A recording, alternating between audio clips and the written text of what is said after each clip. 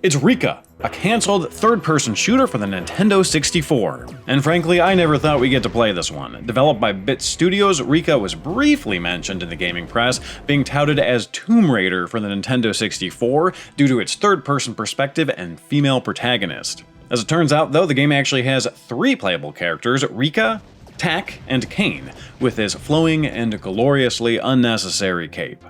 Multiple ROMs were released by a former Bit Studios employee who goes by the online handle Ten Shu. Our friend Luigi Blood then uploaded the ROMs to archive.org and even fixed one that originally failed to boot.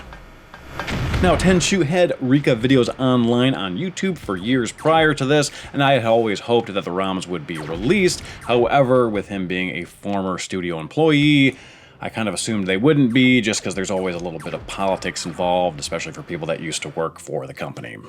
Now we're going to talk about the game experience, how to get it running, the debug features, all that good stuff. But first I want to give a big shout out to this episode's sponsor, Into the AM, who made this shirt right here and also made these pants.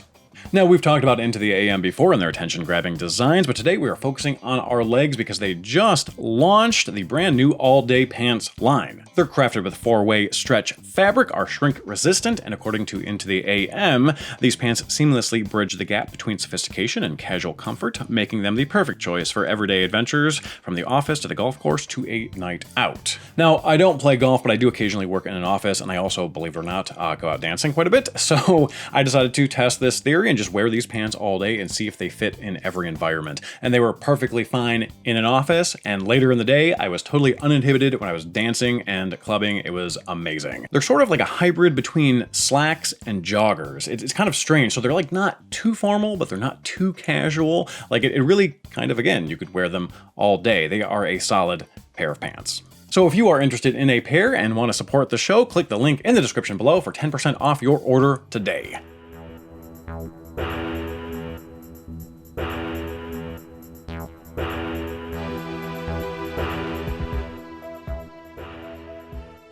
So here's what happens when you boot the game.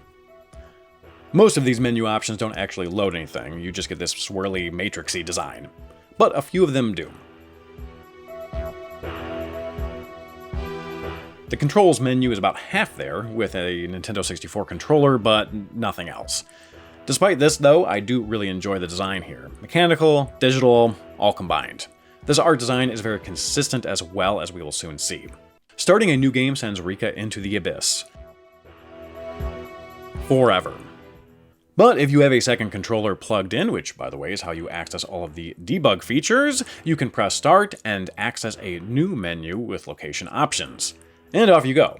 And it's worth exploring each ROM to see how they are different. Riqa and company have a variety of movesets and ammo types to help them on their adventure. Side note, the bad guys in this stage don't fight back, but don't get too comfortable because the other enemies do.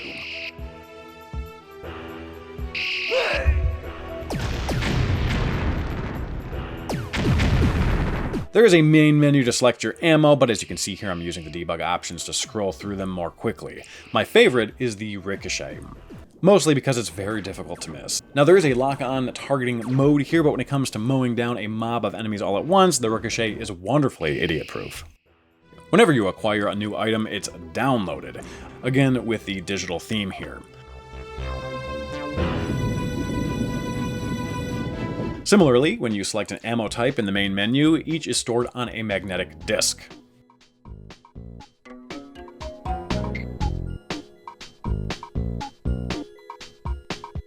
There's also a tutorial level, which I recommend. One skill you'll learn is the Safe Jog feature. Holding down R while on a platform prevents you from falling off and will somewhat auto-guide your character along. This is important because, especially at this stage of development, the analog stick is a bit finicky. It's very twitchy. It's sensitive, and doing this maneuver otherwise would be nearly impossible. You can also do this while platforming. Jump and then press R to lessen the likelihood of your momentum taking you too far. And there's a reasonable amount of in-game jumping here, so the feature does come in handy. Speaking of coming in handy, there are a ton of debug and developer options.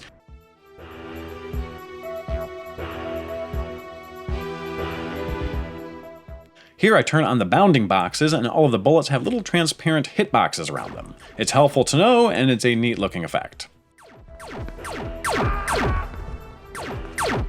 In certain levels, you can swap between main characters, but apparently you can also swap into the bodies of NPCs, who are not quite as fleshed out and look like they're running away from a burning building.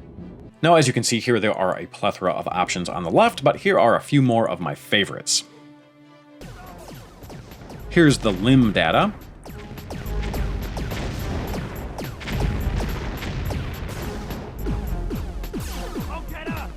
NPC shot prediction, which I believe is what it sounds like.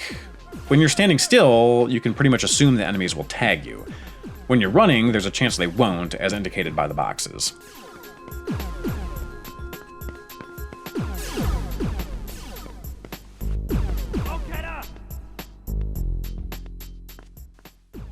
And of course, you can bump your health and max health and all your other stats.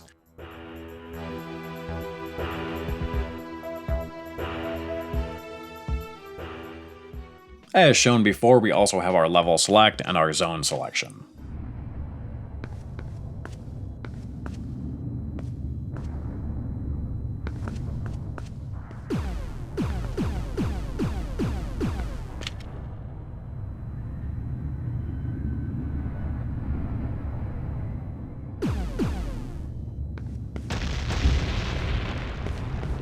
Another aspect I want to discuss is the presentation, because I feel like there's a lot of really good eye candy here.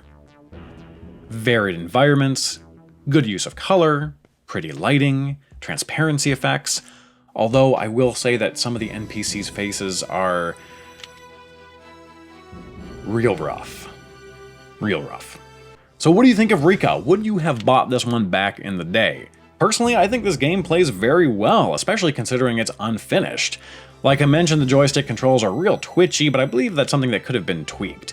There's a lot of potential here. You know, if someone could compile a ROM that strung the levels together in a proper order, add behavior for the enemies that don't have it yet, you know, fix some glitches, etc., I feel like we'd have a neat little adventure on our hands. Granted, it wouldn't be the full game, even with some modifications, but it would be a better window into what could have been.